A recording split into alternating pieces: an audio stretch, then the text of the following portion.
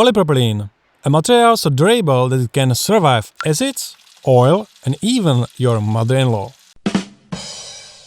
But try printing it on a 3D printer and you will see how quickly the printer starts googling yoga classes for beginners.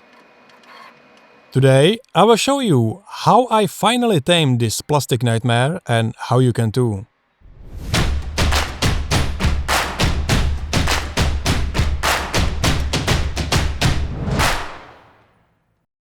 Polypropylene is a great material that you see every day. You probably don't even realize how often you hold it in your hands. This thermoplastic polymer has gained popularity thanks to its high chemical and mechanical resistance, as well as its resistance to water and oils. However, it has one unpleasant property that can make life quite complicated. That is its tragic adhesion to the printing surface. And it's not alone. TPE, a mixture of rubber and polypropylene, is similar. Both materials adhere best to themselves, which is why it is recommended to print them on polypropylene adhesive tape. Of course, I tried it, and I have to admit that the adhesion was excellent. Sometimes too much. The problem occurred when the adhesive tape itself couldn't stick properly to the printing surface. But if you stick around until the end of the video, I will show you a simple trick to significantly improve its adhesion to the surface. Yes, I know there are special adhesives such as Magic Glue or Smart Stick, but we won't be talking about those today. If you are interested, let me know in the comments and hit that subscribe button. I might take a look at them in one of my upcoming videos. While working on this video, I was also working on a video review of the Prusa Core 1 3D printer. This machine should be able to print a whole range of materials, including polypropylene and TPE. While browsing the Prusa3D.com eShop, two interesting printing plates caught my eye. One of them was specifically designed for polypropylene. So I decided to order it at my own expense and test it. After placing the order, I ran into a small problem.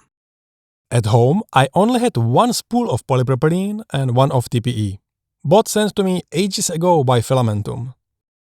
So I decided to cast a wider net and try to get my hands on as many samples of polypropylene and TPE from different manufacturers as possible. Here, I must thank my friend who found a leftover spool of verbatim polypropylene at home.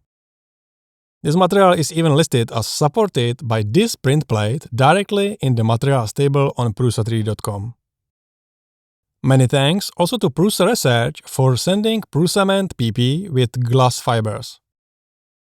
Another thank you goes to Filament PM, who noticed my order of samples and immediately sent me whole spools of polypropylene and TPE for more extensive testing.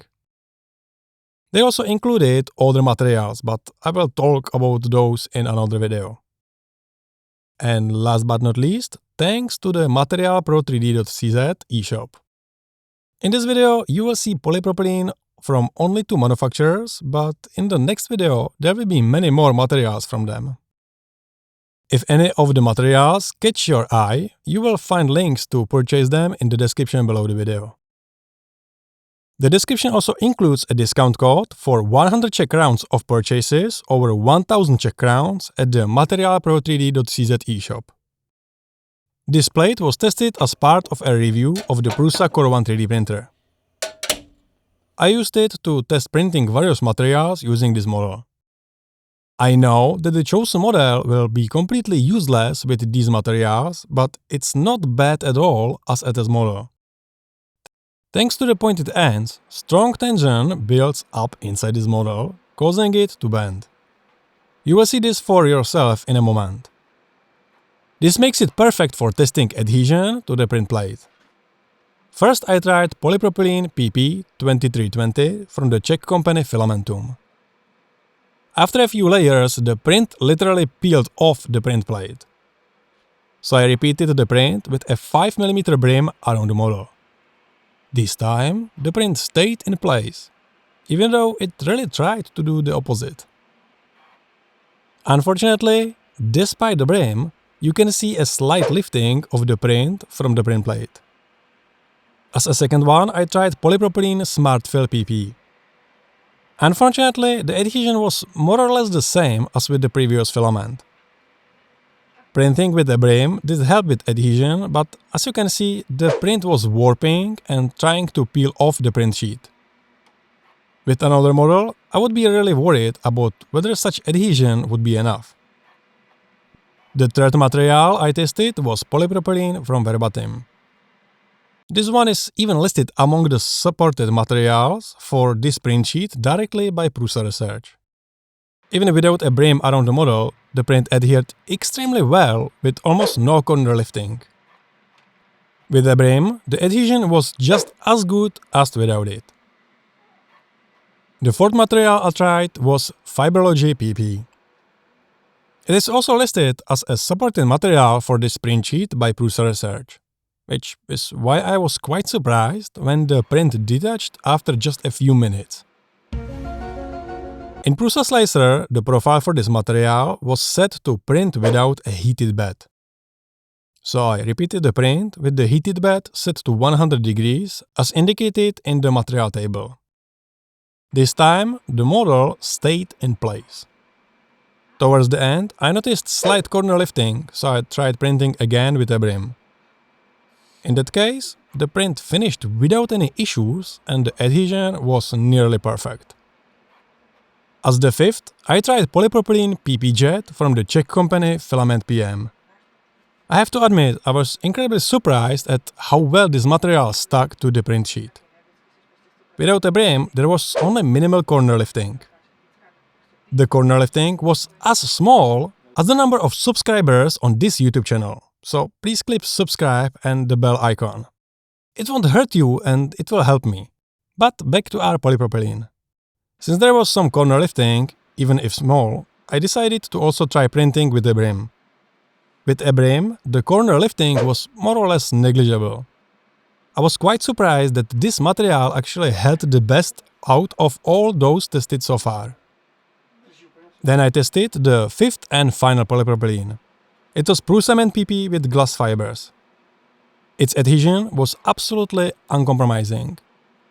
Thanks to the glass fibers, this material can be printed without a brim, at higher speed, and without worrying about warping. Unfortunately, also because of those glass fibers, the print lost its flexibility. Here you can see a very primitive demonstration of the flexibility of these materials.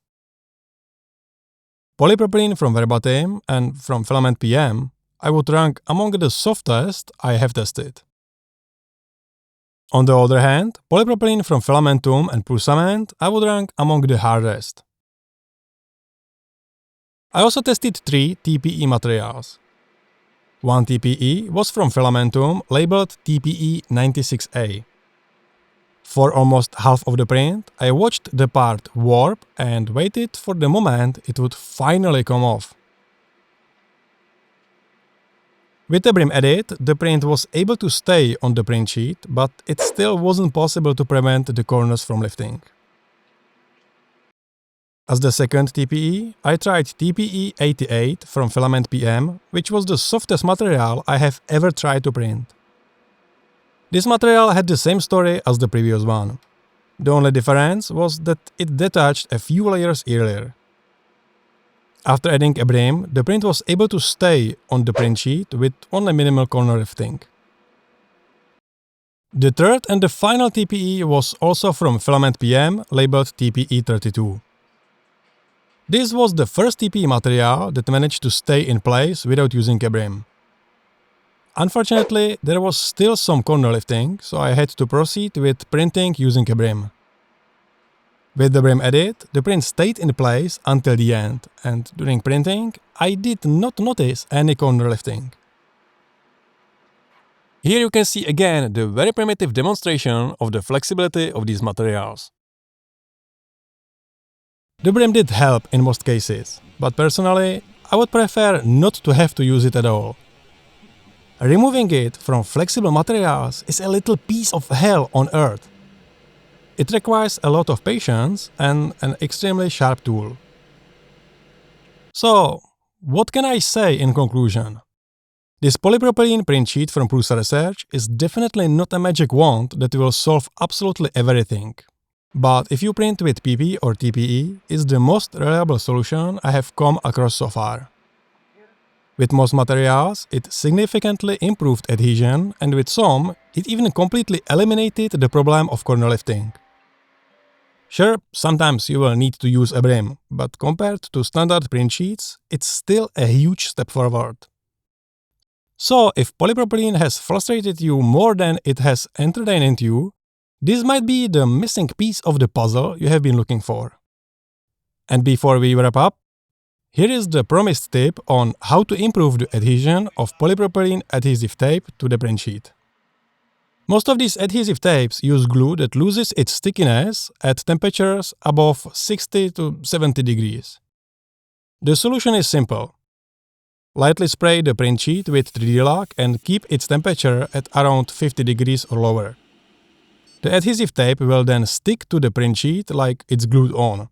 And your only future problem will be figuring out how to get that darn tape off your print.